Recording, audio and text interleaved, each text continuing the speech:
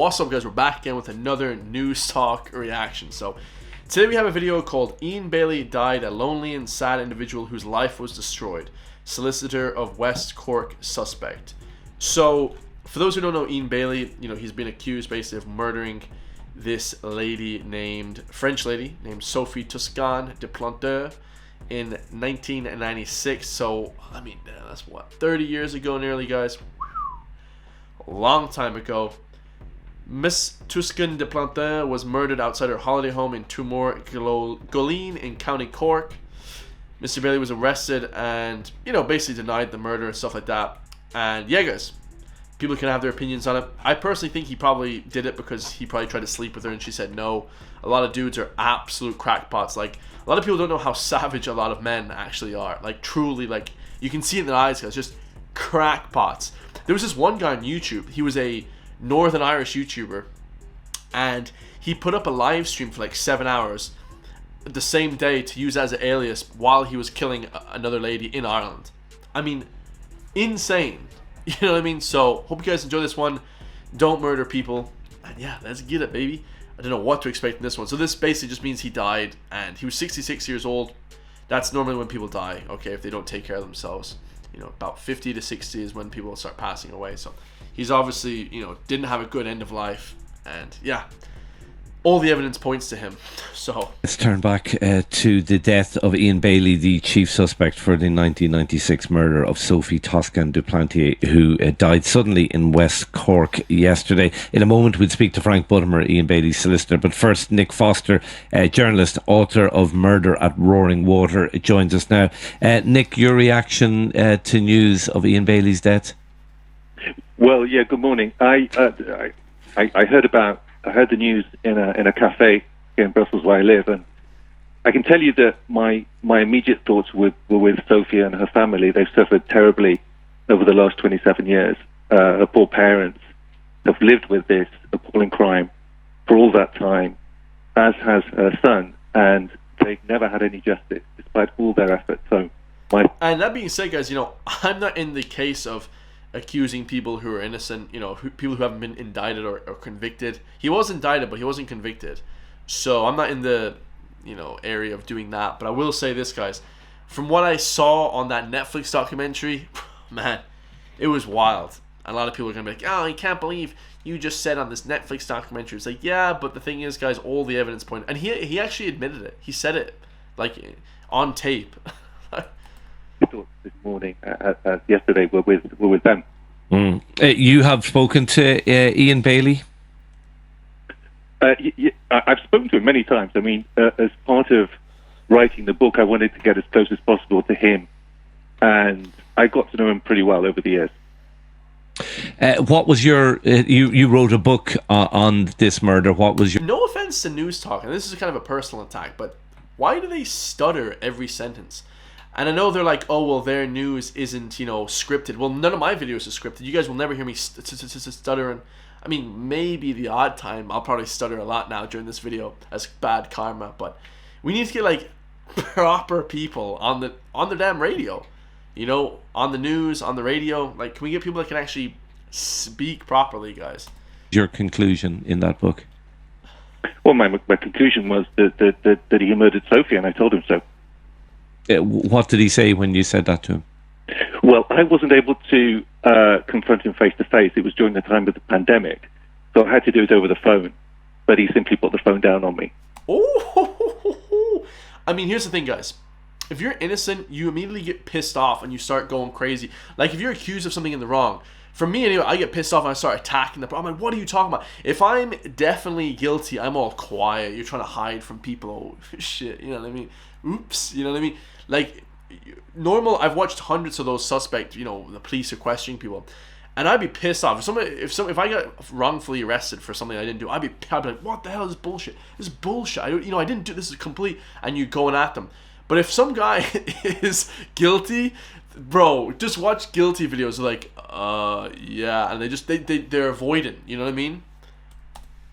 How can you be so certain? Because like a number, the Gardaí were not able to bring a prosecution. James Hamilton, the former DPP, reviewed the whole file. He found no grounds for a case. Another report basically debunked a lot of the claims made against Ian Bailey. He was never charged, never mind convicted. That's true, and you shouldn't blame people if they're not convicted of something. This crime. Well, I'm not sure if the DPP found that there was no case at all against Ian Bailey. It's true that they didn't choose to put him on trial in Ireland, but the case against Ian Bailey, as I saw it in the Garda file, is extremely strong. Bailey clearly knew about the murder before he was officially informed. Told a neighbour about the murder, and even reassured that neighbour that this was somebody that she didn't know. He had scratches. Not just on his arms and his hands, but also on his forehead. Weren't a lot of those claims murder, debunked? but he didn't have any before. Weren't a lot of those claims debunked in the 2001 report for the DPP? Weren't a lot of those claims about scratches in the arms and so on, witness statements? Weren't a lot of those issues debunked subsequently? Absolutely not. I mean, the file is as it is. I mean, the crime. These are police reports now, guys. Now, from what I know about CSI investigation, my bad guys. From what I know, I can't even say the word now. I'm bad karma, like I said. From what I know about investigating crimes and things like that, police, when they hear of a crime, no matter what the crime is, right, just as a governmental procedure, the guards, let's say, all right, now guards can correct me in the comments, right, but they take police reports and they're like, okay, what happened? What did you see? A lot of these witness accounts, like on the day, guys, and they take pictures. And I saw the documentary. Supposedly they took pictures of his house, of the crime scene, of him himself, of the scratches and the harm that was put upon him. That's how they caught the Ashley Murphy murder, matter of fact. So he had all these scratches and all this crazy stuff. It was really actually traumatizing, especially if you're a detective. If you're a detective, I mean, God, I love you, because that's a traumatic job. It's a tough job, bro, toughest job there is. I was investigating these sick bastards, man, murdering people. But anyhow, so like they take police reports of people, so it's not that far-fetched that who would debunk that? Probably just people. He's probably just trying to clear his name, right? Shame is not just that Ian Bailey wasn't put on trial in Ireland, but it's also that the huge amount of evidence against Mr. Bailey that's available in the Garda file simply hasn't been seen by the Irish people. That's the truth of it.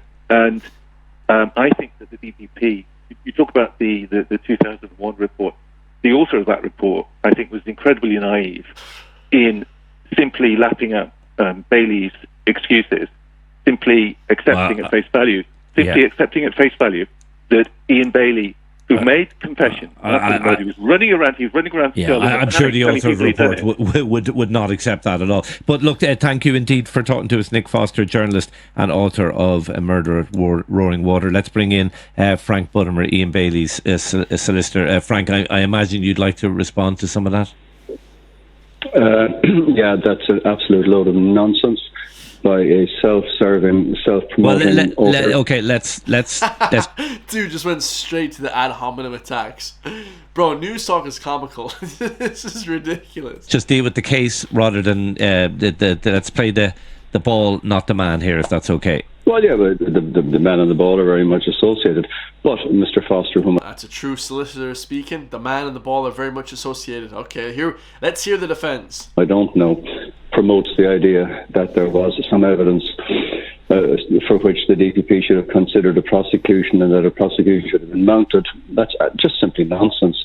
But what actually happened here is that the DPP diligently considered the so-called evidence on more than one occasion, and clearly not only debunked the evidence, but pointed out quite clearly also that the manner in which the so-called evidence was generated was highly questionable, and the DPP, the responsible authority for prosecution in this state, stated in the report that there was no basis upon which a thoroughly flawed and prejudiced investigation could lead to a prosecution. Mr. Foster or anybody else who promotes the idea that Mr. Bailey has a case to answer is going against evidence, going against our state system, and going against the available information, which clearly indicates that there was something substantially problematic about the manner in which Mr. Bailey was investigated, and literally wipes the floor with the idea that there was any evidence sufficient to mount a prosecution.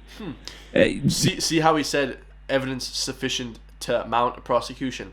That doesn't mean that he really didn't do it. There's just no evidence towards it, guys. You know, I don't want to sound like those guys that falsely accuse people. I 100% don't want to falsely accuse anybody, of course. But like, who else did it? I don't think anyone else was even arrested, guys. There was no other suspects. It was just that guy knew her. Like, everything pointed towards it. Normally in life, guys, what I've realized in the last 28 years is normally when everything mounts up against you, that's like, oh yeah, that's you're in the wrong then.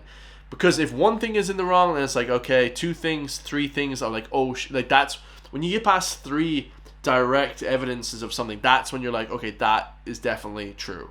You know, 3 or 4 or 5 things, you're like, you know, it's not always the case, but it's the most likely is normally it. You know, who else could have done it, guys? There's nobody else that even lived around there, unless it was like a serial killer going around Ireland, like Larry Murphy or something. But I don't think I think Larry Murphy was probably in jail at the time or something. So, or hasn't started, whatever. But yeah, it's interesting, guys. I would love to know who the other people, I'd love to know who they think did it. You know? You kept in contact with Ian Bailey in recent years? I did, Shane. I actually had contact with him since Christmas, and I had text communication with him about 5-6 days ago. Yeah. All very, very unfortunate, I have to say. He died a lonely and sad individual whose life was destroyed as a result of what was done to him. And that's sad, guys. You know what I mean? If that was the case with innocent, that's super sad. But I guess we'll never know now. You know, because there's no evidence like towards anybody else by the Irish state.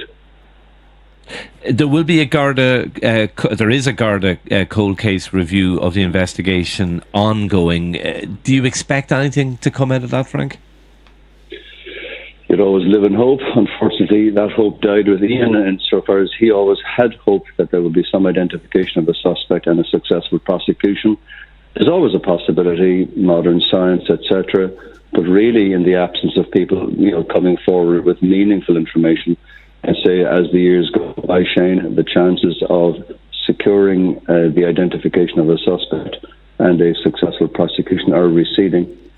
Do you think it's unlikely at this stage we will ever? I just don't think it's a serial killer. You know, Ireland isn't really prolific for serial killers. I think I checked on the FBI website before. It said in America at any one time there's 30 to 50 serial killers, and in Ireland there's like 1 apparently at any one time. So, but that's like probably gang related. I don't think that anyone here would even have thought of doing that in the 1996. It's just nowadays maybe, but back in the day, guys, like it just doesn't seem like that likely, man. It's just get to the bottom of this awful murder. Yeah, it's just the whole thing's just so dreadful. Really, really, truly, the chances are receding. There's always a hope, I suppose, possibility, but we shall see. Frank Buttimer, solicitor for Ian Bailey, thank you for talking to News Talk Breakfast this morning. Insane, guys. Let me know what you all think in the comments down below. I know most people watching this will probably be from Ireland. I'll probably get 50 views on this one, but hopefully a lot more. Insane, guys. I love you all, man. Did he do it? Well, I don't want to be accusing anybody in the wrong, but all evidence points towards that. There's no serial killers in Ireland. If that was in any other part of the world, you could kind of question it a little bit, but just so much evidence, guys. I remember reading some of the evidence and all the different points, and crazy. The news talk show host is hiding the fact he knew Ian Bailey well and they were pals. Wow, the news talk show host was pals with Ian Bailey. What? These days, a normal person could not commit such a murder without leaving a trace. That's true, guys. You know, didn't he? Personally, I blame the fact that the Gardaí, they mishandled the crime scene, destroyed evidence, whatever. And the gate went missing. Where did it go? Someone know a big piece of evidence that just went missing. Unbelievable. Nice of Shane's wife's boyfriend to allow him to leave the house today. Bro, they're just trolling now. We hear some stories that weren't even whispered back in the day. Rest in peace. Regardless if he's guilty or not, Ian Bailey was a good man. He was dangerous, malignant narcissist. How do you know? Did you ever meet him? Nah, he just watched the Netflix documentary. And that's all I know about it as well, guys. So, I love you all, man. I'll see you in the next one, man. Peace.